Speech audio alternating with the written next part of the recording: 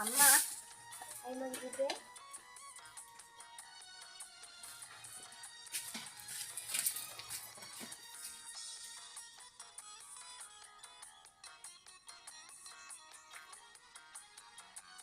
මගේ කෙල්ලව දෙයියන්ටම බාරයි. හරි මහත්තයෝ අපි මේකේ කාලකට එක තේන්නම හොඳ උත්සවයක් ගන්න. උත්සවය වෙන්දේසි කරන්න මං කැමති නෑ මගේ කෙල්ලව. මොකද්ද වෙන්නේ සිය? කෙල්ලගේ උත්සවය ගන්න එක නරක වැඩක්ද? හරි වුණත් නරක වුණත් අපේ කෙල්ලගේ උත්සවයක් ගන්න නෑ එච්චරයි මං කියන්නේ. මේක හරි වැඩක් නේ.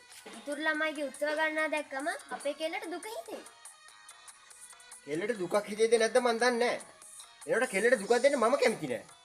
ඒ මගේ දරුවා. මේක එක ළමයි. ඒ ළමයා ලොකු ළමයෙක් වෙච්ච වෙලාවේ උත්සවයක් ගන්න දෙන්න නෝනා ලොකු ළමෙක් වෙලා කියන්නේ මොකක්ද? ගෑන් ළමයි ලොකු ළමෙක් වෙලා කියන්නේ ඒ ගෑන් ළමයා මව් පන්ති ලබන්නාට සුදුසුයි කියන එක. අපේ ළමයා එහෙමයි. මම කැමති නෑ ඒක කියන මුළු ලෝකෙම අඩ බැලගන්න. විතර නෙවෙයි. ඔය හැමෝම ගන්න උත්සව. හැමෝම උත්සව ගන්නවා කියලා අපි ගන්න ඕනේ නෑනේ. අනික මං කැමති නෑ. එල්ල විකුණ ගන්න. ඒකල ලාභ පාඩු බලන්න. ඒක විකුණනවා. මොකක්ද ඒ කතාවේ තේරුම? එල්ල විකුණ කලා කියන්නේ. එල්ල විකුණ කලා කියන්නේ නෝනා උත්සවයේ අවසානයේ දෙන්නත් එක්ක එකතු වෙලා ලියුම් කවර ගයින්නේ නැද්ද? ඒකල ලාභ පාඩු බලන්නේ නැද්ද? අන්න ඒකට තමයි කියන්නේ කෙල්ල විකුණ කලා කියන්නේ. අන්න ඒක කරන්න මම කැමති නෑ. මගේ කෙල්ල විකුණා කන්න මම කොහොමද කැමති නෑ. අන්න ඒක වාතේරුම් ගන්න. මහත්තයා කියන කතාවෙත් ඇත්තක් තියෙනවා තමයි. මහත්තයාට සමාවෙන්න. අමාරු ඉන්න ඕනේ නෝනා. ඔයා වැරද්ද තේරුම් ගත්තා නම් එච්චරයි.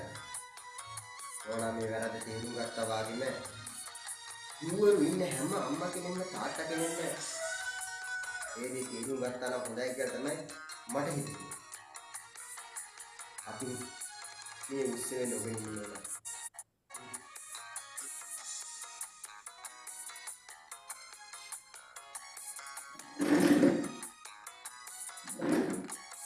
මයිකෙල්ල දුකින් ඉන්නේ. නෑ අප්පච්චි. එහෙනම් මයිකෙල්ල අප්පච්චිත් එක්ක සාරේ ඉන්නේ. නෑ අප්පච්චි එහෙම හැයියි. මම හිතුවේ උත්සවයක් ගත්තෙත් නැති හින්දා මයිකෙල්ල මගෙත් එක්ක තරහ ඇති කියලා. එහෙම හිතන්න එපා අප්පච්චි. අප්පච්චි මම නරකක් කරන්නේ නැහැ කියලා මම දන්නවා.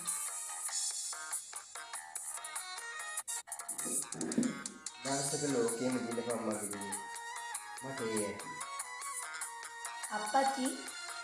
අප්පච්චි ගත්ත තීරණේ හරි කියලා දැන් මට හිතෙනවා අප්පච්චි.